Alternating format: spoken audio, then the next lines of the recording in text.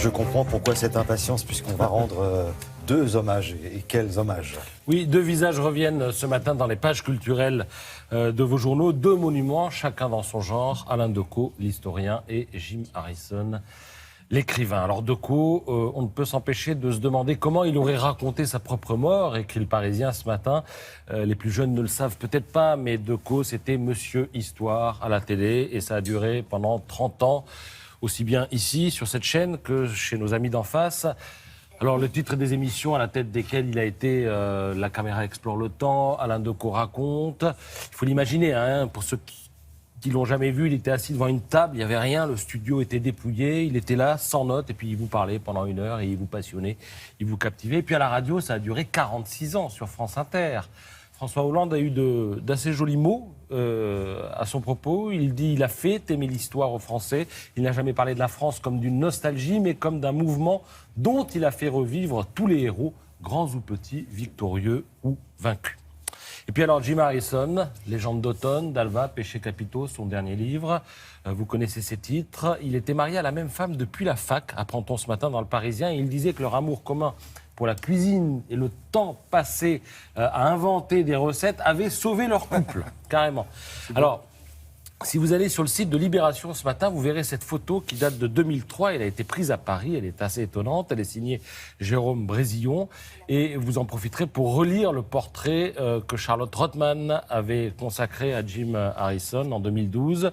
Un extrait, par exemple, Jim Harrison écrivait à la main sur un bloc-notes « Peu de ratures », dit la journaliste, sur son bureau en désordre. Il n'y a pas d'ordinateur. Je n'aime pas l'électricité ni le bruit de ces machines, disait Jim Harrison.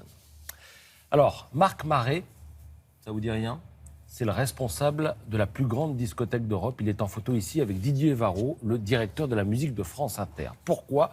Parce que ces deux hommes-là sont à la tête d'une caverne d'Ali Baba, à savoir un fonds d'1 600 000 disques. C'est le trésor de Radio France. C'est la discothèque de Radio France. Donc, la plus grande d'Europe.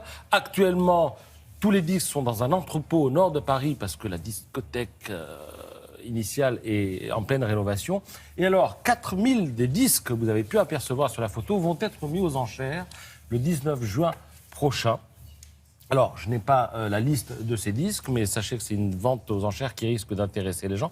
D'autant qu'il y a dans ce fond de musique et de bruit, vous allez comprendre pourquoi je dis bruit, des disques vraiment étonnants. Alors, le plus curieux, ce matin, le Parisien nous explique que c'est par exemple ce disque du ministère américain de la guerre qui a été enregistré pendant la Seconde Guerre mondiale, mais il a été enregistré en 80 tours. Donc, particularité, il est inécoutable, c'est-à-dire qu'il est trop grand pour toutes les platines vinyles. Vous avez aussi le disque le plus insolite ce matin dans le Parisien. C'est ce disque et... Donc on en vient à ce dont je vous parlais de bruit, c'est le disque de bruitage de Simca, Mille et Aronde.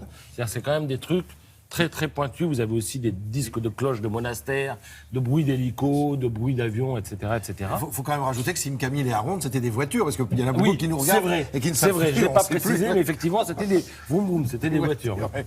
Et puis alors pour terminer, le disque le plus classe, regardez, Françoise Hardy en anglais et en italien. Et alors les deux tenanciers, si je puis dire, de cette discothèque disent que quand elle est venue là, Françoise Hardy, parce que certains artistes sont reçus de temps en temps, elle a découvert ces disques-là, elle ne les avait pas chez elle, tout simplement. Merci beaucoup, Patrice. Merci beaucoup.